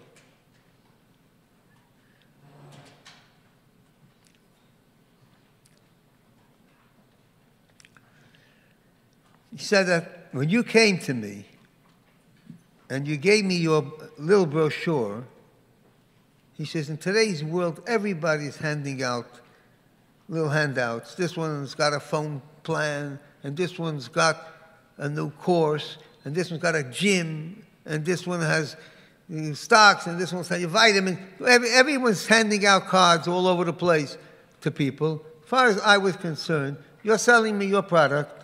I put on the side, and I had no intention of ever coming to this place. Then, about a week or two later, I was clearing up my flat and throwing out anything extra. I was about to throw it out. I said, "You know what? I'm going to check the link. Just for the fun of it. I don't know why." I went on the link, and I saw the man. And he was talking. And they were subtitled. And for the first time in my life, I saw somebody that it didn't sound like he's trying to give me something from him. He's trying to give something to me. He's trying to talk about me, not about him. And I decided to check it out. That's why I came that Friday night. And I came to one or two weekday things, and I saw it's consistent. And that's why I'm coming. And when I heard that story from the Shaliach, I tell you the truth, I cried, Poshet. Because anybody who's in Chinuch today, and certainly the Bachrim, young girls of today, the biggest Hasidim of the generation are the Hasidim from after Gimel Tammuz. They're not the Hasidim. I told a boy today, you don't have to be a Hasid of Shvat Tovshin Yud Aleph, or of Shvat Chof Aleph, or of Shvat Nun Aleph. You have to be a Hasid of Tovshin Pei Hei, which has a deeper power in Hizkashtas to the Rebbe. But anyone's in Chinuch, and you see your job as trying to give a person a feeling for the Rebbe, you say, how could a person who didn't see the Rebbe, he saw Chassidim, he saw videos, he saw this, he saw that. This person is living in a town, if you're in London, and you're going on the subway every day, at least once a week, you're going to meet a guy with a payas and beard or something. This from in around the city. Thousands, tens of thousands. You'll find them, sooner or later, somewhere. These guys live in a place, nothing. And certainly no Chabad. No exposure. And he saw that the Rebbe is there, the Yechida HaKlolis is awakening the Yechida within each person. It's poshut mind-boggling. Anyway, I tell you what happened in Hamshich. About 6 months later, I don't see the shliach very often. He needed something. He was there Pesach. I don't remember. I had to send him something for Pesach. Pulled up. I said, by the way, what's happening with this guy that you spoke about, Shabbos Uvochem Kislev, when we met in Manhattan, in the Farbrengen? He says, he still comes. Then I met him in a kinnis in England, like in Tammuz time, in the summer. We have the kinnis ha'izori. I said, what's happening with this guy? So he said, he lives in town, a town which has just a very small minority of Jews anyway, but he lives in an area where there's no Jews at all. It's working class, like just very, very down-to-earth people. That's where he lives. And you walk into his house, his apartment, and you see one wall, all it has is a beautiful big picture of the Rebbe. I said, does he put on tefillin? So he said he has this direct connection straight to the Rebbe. Nothing else. When I come, he puts on tefillin with me. Anyway, so noch a paar chadoshim, and a few months later, a year later, whatever, and he told me he's actually dating a girl that he met in the Chabad house. And the girl was from actually from America. He was doing a course over there. A kitzah meiser is that guy eventually got married. And I had, it's in itself, it's about 4 or 5 years ago, but I had on my phone pictures from that chasana, all even with, they had to go, the nearest Bezdin, they had to check out all the things that it's Kedas Uchadin. Was Manchester, it's a very strict Bezdin. And there was, like Rabbanim there was more than half the people there were not Jewish. But here's this guy, and since then, he's had a couple of sons, and versteht sich that Brit Milah, and he puts on tefillin. He's a faveg. This person is like a yid. So you think about what's a nosi. It's not the paradigm that you want to create. We're trying to say this is going to happen, and that's going to happen, and this is how it has to happen, and this didn't happen, that did happen. Whatever it is, you have to follow the way that the Rebbe laid out for us, such a clear-cut way. You say, the Rebbe gave a derech Chabad, which is the only Sefer Chassidus which is not based on Sedrius or Yom Tovim. It's a structured thing to tell a person how to serve Hashem. It was revolutionary to this day. Everybody said, the people outside Chabad, they cannot believe it. And in this generation, it's the Rebbe who laid out like straight, everything, exactly what we're supposed to do. We have it. You have it all. It's unbelievable. Somebody said, I personally, on Gimel Tammuz, Tavshin and Dalit, at the Oyhel, in a very, very challenging moment for everybody. And I took on 2 achlotas there. But one of the achlotas I took on then was Beli Neder. The Rebbe told me in the Yechidus in Tavshin Chaf Aleph, Lena v'sichler. So I don't learn anything. But I scan. I look at Sforim. I go through Chitas already, almost 70 years already. And then, a lot of different things. But I do them. I say, And I had a kviyas always, learn at least a couple of oisias in a maima of the Rebbe, Muga Gemaima. I tried, Bilti Muga has a different chain to it. And Sichas of the Rebbe, and I'm doing now, believe me, they're trying to keep up with Project Lakuti Sichas. But I didn't have any shir in the Rebbe's Igros. And I made up, I'm going to go to Seder. Start and go through, by the way, in Yartzeit, coming Monday, Zach Teves, I start Chelik Hey for the 5th time around. I'm now just at the very end, in Elul, Toshin Yud Aleph, in Chelik Dalet. And it's so reich. The Rebbe lays out for you. Tells you how to find. And Hashgacha Pratis, this week, I'm sitting there, I do it usually, if I'm not teaching in that morning, I say the Ayom, or let's say when it was lockdown, anytime, if there's nothing else that I have to do, I do it right after Shachris in Rabbi Natam's tefillin. And at different times, I've had different numbers. That was up to about 3 or 4 pages a day, minimum sides a day. And then I was in Jets in California, and they made me make a Misha Beirach.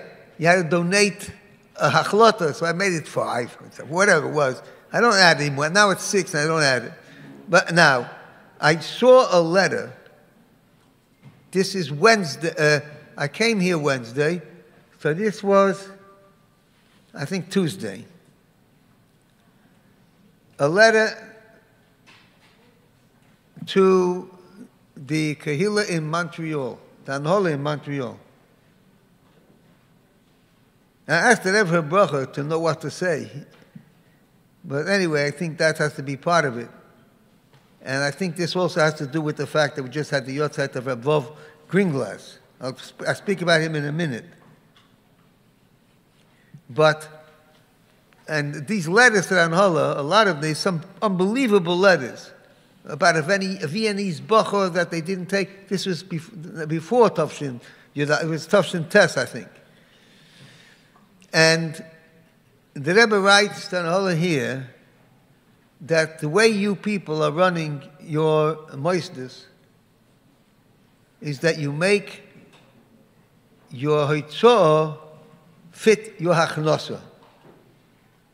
You spend according to the income of the moisid. And the Rebbe says, in my opinion, it's the early months, the Rebbe's Kivayochel almost, in every letter he's writing, this is my opinion is the opposite. First work out what is the correct haitzah, what you should be doing. And then work out how you're going to get a hachnosa. And then the Rebbe says, one of the earliest places that it appears in Igros of the Rebbe, like I heard from my Shver, from the Rebbe Maharash, the Welt sagt am erkennisch darunter, soll man Rebbe nicht sagen, lechatchila Rebbe. The Rebbe writes that there. And the Rebbe writes, they wrote to the Rebbe in the Duch that Hayas, which was dealing with immigrants, this is like shortly after the war, they have a chance to get from them, and the Rebbe said, you don't wait. You do all the sadness you need to get from them, but don't rely on that, anybody else, anything else. You make the sadness yourself and what you want to do. I'm giving this over here. I saw it to Anhola. In those days, Anhola probably meant Anash. There was probably 10 families here, maximum. I don't know. I don't know what it was like. 15. 20. Anyway, and then Wednesday, before I went out to the airport, I did my Igros for that day. And I found a letter to Harav Menachem Zev HaLevi. And it's pretty rare in Chelik Dalet. I'm Chalakim, there's many, many, many letters to Rabbi Greenglass. And this letter was about a big compliment about the Kovetz, the Kovetz Dinim that he created, with the Rebbe's guidance and with his Isarusa de Losata. I think. And what the Rebbe basically said, to get funding for it. And I was thinking then just about the Volf. I want to say just a few words, if you don't mind, do you? It's in the book.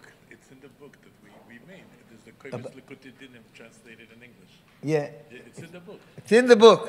It's in the book. Okay, look at the book. It's Teves. And so I tell you a story. I had to speak to someone on the phone this week. A younger man. I know him, his parents, his grandparents. And he calls me, not from, he's actually on Shlichus somewhere. And must have been Tuesday night, probably, this week. He calls me, chinuch questions, this way. I talk to him a few times a year, probably, about different inyonim in his life. I said, is this happening? It's happening. I said, look, you learned in Montreal. You learned your makabel by a Volf Greenglass, who was my Mashpia also. Tell me something. What did he mean to you? Tell me. He said, I got him too quick. He said, I'll let you know. Today, I got from him a 2-minute voice note. And he said, I can't go into pratim, but actually he gave me what I really wanted to hear. He says, in one word, in my life, that man was a bridge between the world that I live in. He's a kid from a Baal Tshuva family, but a very Chassidish Yid. An earnest Yid. Puts a lot of koiches into his family, and they also each, in their own way, the kids themselves, they put work in, wherever they're holding, B'poil. He said he was a bridge between the world that I know and the world that I only know from Likutei Diburim and things like that. He's my connection with a different century, with a completely different society, a different kind of life. And I thought that that's such a beautiful one-liner. He was apologizing half the call just for not saying more. But he mentioned the different things that were inspiring, but he said that's an ocean kololi. But the one sentence, Ha'amido Yalachas, was that he was a bridge between the world that I live in and the world that you read about. And so moidi tikizach in chinuch, because really the Torah doesn't change. In the kololei chinuch ha'adrach of the Frierdiker Rebbe, he says that more than half of that sefer, I believe, is about being able to assess the Talmud, the mechunech. I call it the keli. The Orah doesn't change. But to be able to give the keli, you have to know, if you give too much to the keli, it overwhelms. If you give too little, you're diluting your message. So you have to get the right mix to make a person feel that that world becomes a reality in his world. That's what Chinuch is about. Greenglass is a person, which Rabbi Bell, I believe, the Dayan. Did you mention the Rambam before that? We had Chof Teves this week. The Rebbe writes about the Rambam, a summing of his life, to people, to Yidden who needed a big, big Yeshua. He said the Rambam, if you look at it on paper, had an extremely, extremely difficult life at every stage of his life. And you'd never know it. If you know the Divrei Yemei, what the Rambam lived under pressure and sometimes devastating disappointments and frustrations. And when you read what the Rambam is writing in his letters, all you can feel is simchas achaya. I think it's like a person The problems don't go away. We have a chassidus. What the Alter Rebbe gave is a way that you can contend with it. It's the key, how to deal with it. The Eibishter wants us to deal not with an automatic life, being a passive being. That's every other creature. An animal's like that. The animal is not good, it's not bad, it's nothing. No bechira. A malach. It's chayes hakodesh. They don't have any. A bechira means having problems, having issues within yourself, without yourself, and how to deal with it. It gives a certain sense that you're a partner with the Eibishter because you're doing the way the Eibishter wants you to do in that situation. So I think of Rabbi Greenglass. That's how we used to call him. In the Doides HaAchronim, call him Rabbi Volf, maybe more, whatever. Everyone has what they said. Rabbi Volf was a person who was a very major Baal Yisurim on many, many levels of his life. And he tried very hard to make other people besimcha, to feel important. You know, I just heard from someone today that a bacha, after his wife passed away, and he said, "You look a little sad." He says, "Come to my house." And he went and had lunch together with the bacha. Called the bacha in just in to have for lunch with him. You can check it out with Meir Plotkin. Right? That's right. He was a person who gave himself over. He was a person who worked in so many different fields. Like, we know that Rebbe said, "My mekubal, it should be nechbal hakelim." Actually, he was a person who made a summer camp in the early Tufshins. When they made Gan Yisrael, he told us in Yeshiva that they had a camp really in the 1940s. Made a summer camp.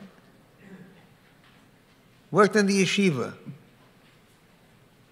He was a Kohorovit.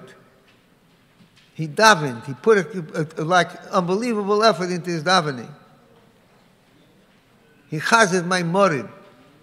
One of the more recent, like maybe 15 years ago, I was here in Montreal, and he was not, well, they had a minyan in his house, Mincha and Motzei Shabbos. So I was asked to go. I went there.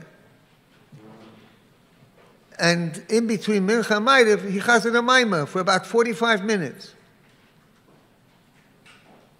He was staying at home because he couldn't walk a couple of blocks to the shul. But he had the energy, and he was like a younger man. He was shooting out a maimah, 45 minutes a maimah.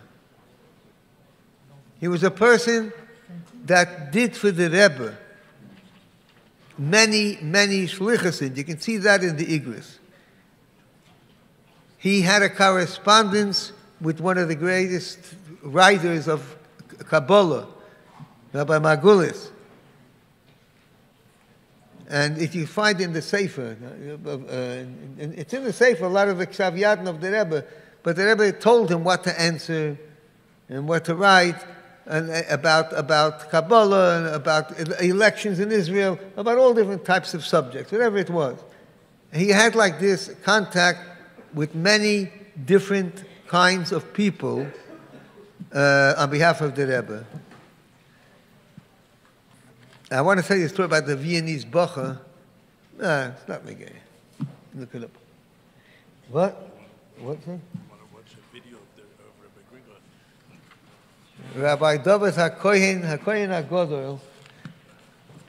I tell you one thing, Volf told me about 100 times how proud he was of David.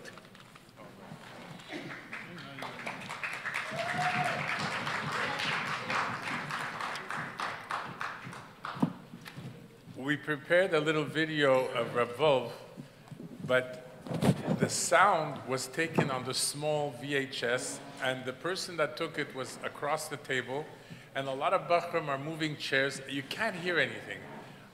But if I tell you now what Reb Volf will be saying, the whole video is a minute.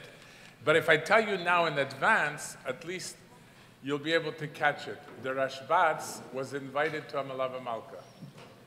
And when he came to the Malava Malka, he saw everybody indulging and eating and gebrotten against, like stuffed geese. And they saw that the Rashbatz was not so much involved in the eating, like a Toim given a little bit, he just took a little bit.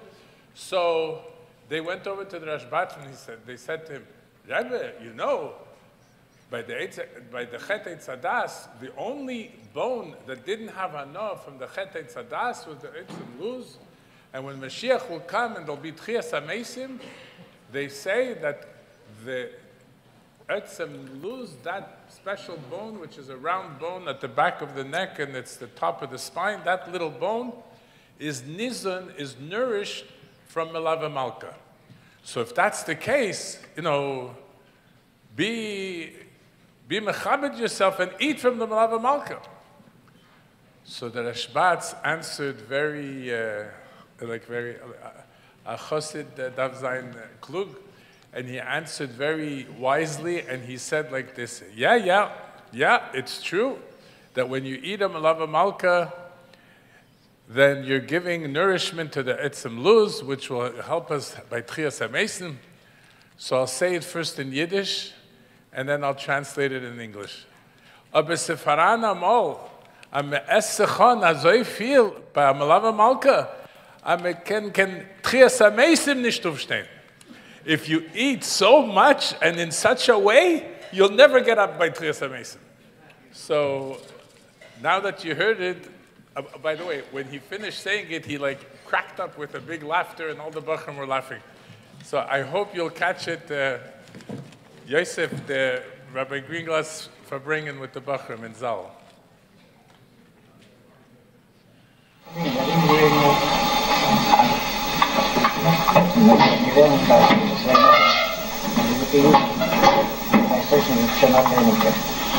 Okay.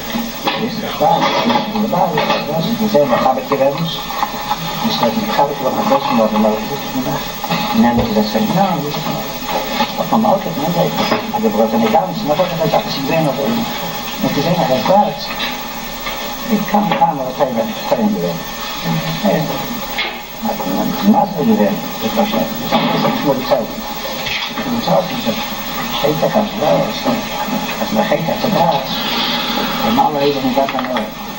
Echt, het is moes. Het is moes. Het is kijk van het verdrag. En dan het minder werden de groep zoals ik wilde. En het is niet. Het is wel. Er steht dat het is moes. Of is kan ook. Misschien zeggen gezegd, nou, dan zullen ze maar doen. Dat is. En nee, dat is toch schrijft het deze mensen. Kijk, maar wat is dat niet? Ja, dat is niet. Zeg je, ja, hij staat in het moes. Dat kan ook niet. Ook als ik van de tijd ga worden, als je wat een maal komt, dan is dat veel mensen dus ook steeds.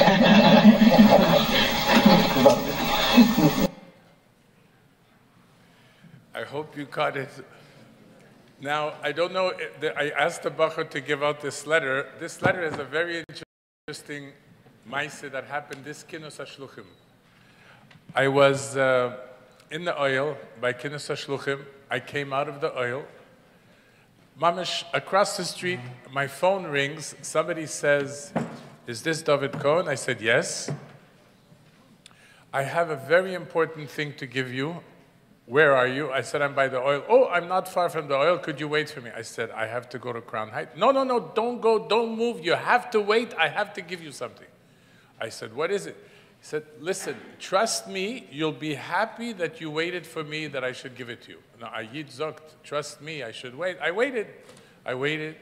He came. I told him the address where my car was parked on one of the streets, 223rd. He came. He comes to me, and he runs with two hands holding an envelope, and he says, "This story is like this. Somebody took this from your father-in-law's house,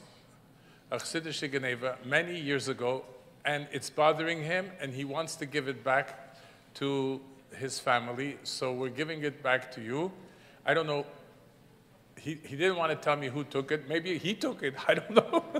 But he gave it to me, and I'm coming out of the oil, and it was so precious to me because coming out of the oil, I get a letter from the Frierdiker Rebbe. It was like the timing was so beautiful. And I read the letter, and it's such a powerful letter, such a beautiful message, and Davka to Montreal, that I asked Reb Shmuel if he would be so kind to honor us to read us the letter quickly. There's a translation at the back, but for those that will fall asleep in the middle, the punchline is, Vos monst du bei mir, mon bei sich. Why are you demanding of me, demand of yourself? It's basically saying that a person has to work with himself and not let things on the Rebbe to do for him. So, Reb Shmuel, if you would be so kind, you have a copy, right? I should read it. Yeah, why not? Okay. And for those of you that want to understand it and read it over later, you have a free translation, no achrayas, in the back in English. I read it in Hebrew? Yeah, first read it in Hebrew, and you can comment as you're reading it. In English too? The letter is also on the screen for those that don't have a copy. And in English? In English, it's how you feel. What? If you translate it as you go, then you don't have to do it in English. Oh, translate as you go along? Yeah. Okay. It's actually from Chodesh Teves, Tavshin Zayin, which means the early 1947. Baruch Hashem, on the Frierdiker Rebbe's letterhead, Baruch Hashem, Gimel Teves, Tavshin Zayin, Brooklyn. Yedidi, Horav, Vosik V'chosid, Ish Yerei Elikim, Moerenu Harav, Menachem Zev Sheyichya. This is addressed to Rabbi Menachem Zev, that's a Volf, your father. Shalom uvracha, greeting and blessing. B'mayna al michtovai, hamisoinein al goyrolom, namely, Talmidei Atamimim v'anash, Hashem Aleichem Yichyu, b'Montreal, in response to your letter, where you complain for your lot. Whose lot? The lot of the Talmidim, the Bochrim, and the Anash.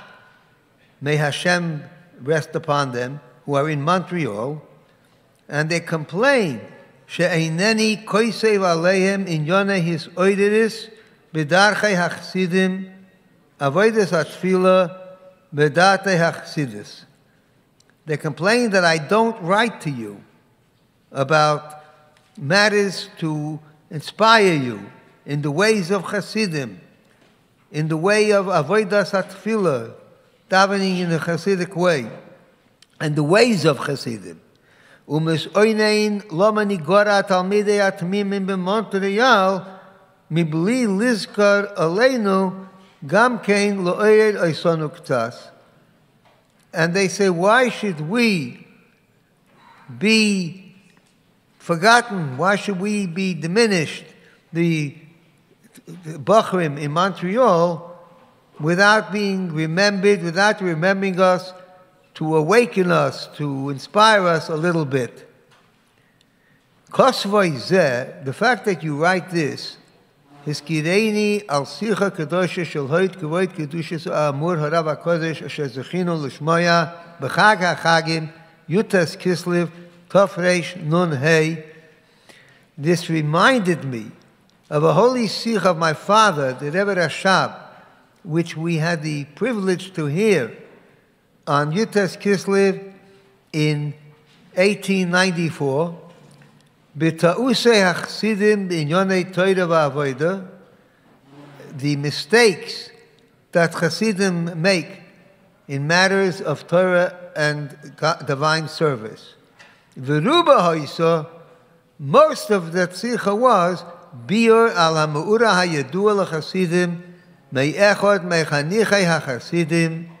A Hasidish younger man was fleckt sich walgerin zwischen Chasidim, v'yo'otzel lilmoid u'lespalal b'hizboinenus b'dakei ha'chasidim kedakei ha'chasidim. Rak a Hasidische Shamish bringen a bissel Maschke, backen Kartoffel, auf verbeißen, helfen singen a chassidischen Nigen, mit tanzen in a chassidischen Rikud. It was a story about one of the people who was educated amongst Chassidim. He was a Chassidish young man who used to hang around amongst Chassidim, hang out with Chassidim, amongst Chassidim, but he was lazy to learn himself or to daven with his boinenus, with contemplation, like the way that Chassidim do. What was he? He was a Chassidish shamash, a helper. He would bring a little bit of mashke for the Farbrengen. He would bake potatoes for Farbeißen, for snacking when you have the Farbrengen. He would help the people when they had to sing a Chassidish nigin, or they had to dance in a Chassidish rikud. Ki shebo ha'avrech ha'chassidi l'Lubavitch, v'niskabel b'yichidus l'hoit kevoit kedushis ha'azmur ha'rav ha'kodosh tzamach tzedek, v'yis oinen lefonav, v'nusach ha'yadua li'avreichem hu'atzelim. Ha'toilim chersroinoi seihem ba'azulas, evil tono miznit mekarev. Evil tono miznit mekarev. When this young chassid came to Lubavitch and he was received in a private audience, a yechidus, by my grandfather, the Tzemach Tzedek, meaning the great-grandfather of the Frierdiker Rebbe, and he complained to the Tzemach Tzedek in the known way that people, young men who are lazy and who blame their own faults on others. He said that he really wants to do what he's supposed to do, but somehow they're not makar of him. He's not given enough attention. No, the Tzemach Tzedek answered him, Mon bar sich, was du davenst nicht, bis Oiderus, und was du willst nicht lernen, was meinst du bei mir? Demand of yourself why you're not davening with Oiderus, with awakening, with enthusiasm. And demand of yourself why you don't learn, why you don't want to learn. Why are you demanding of me? My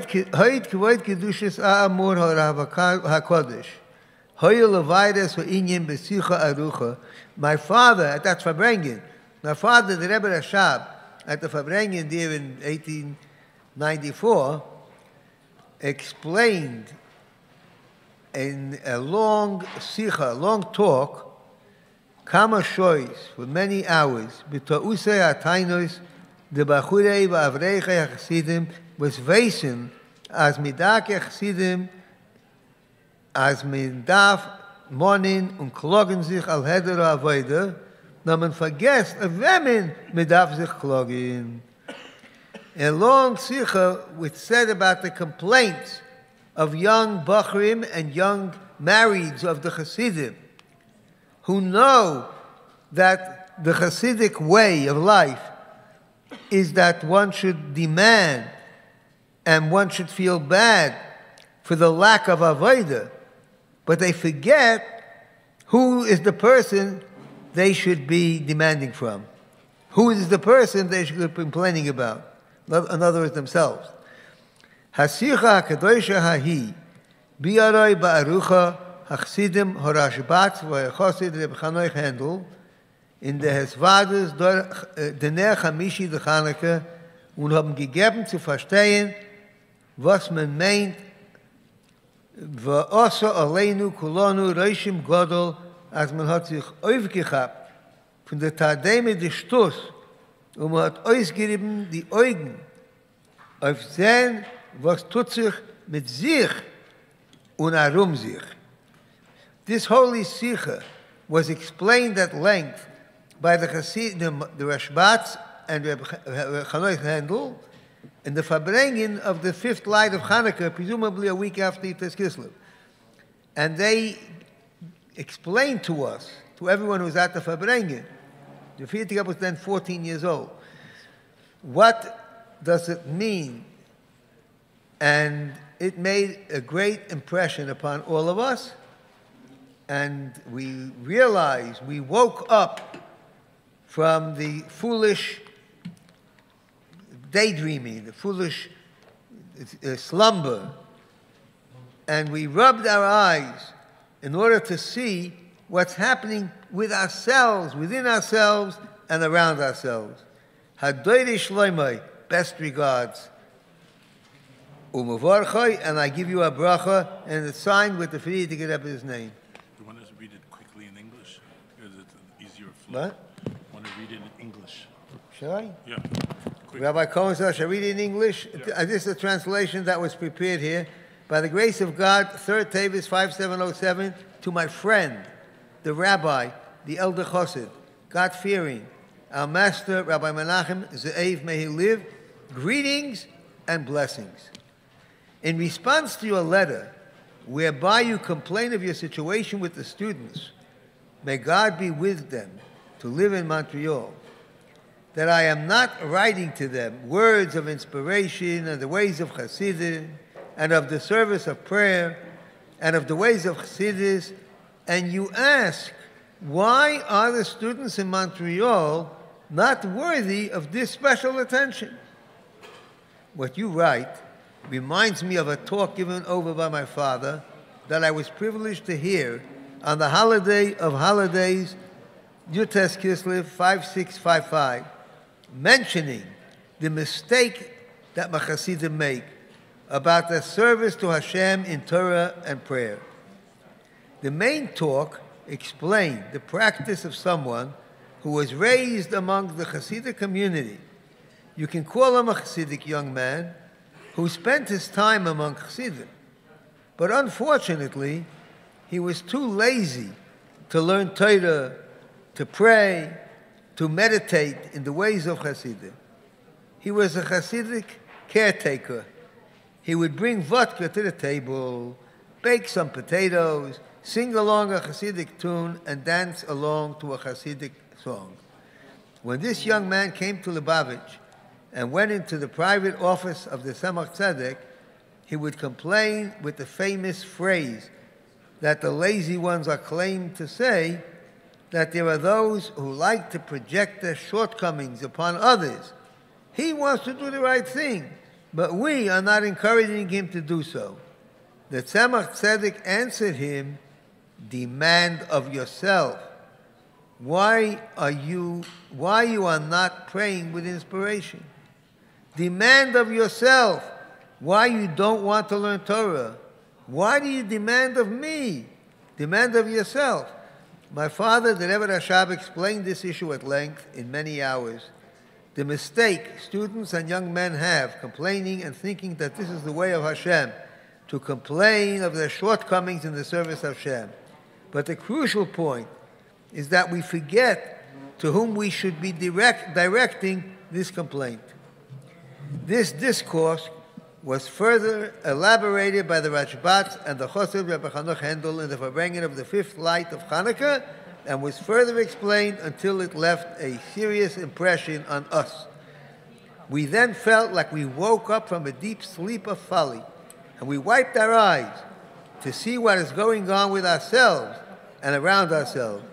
The one who seeks your well-being and blesses you, Chasim Yad Kotrei.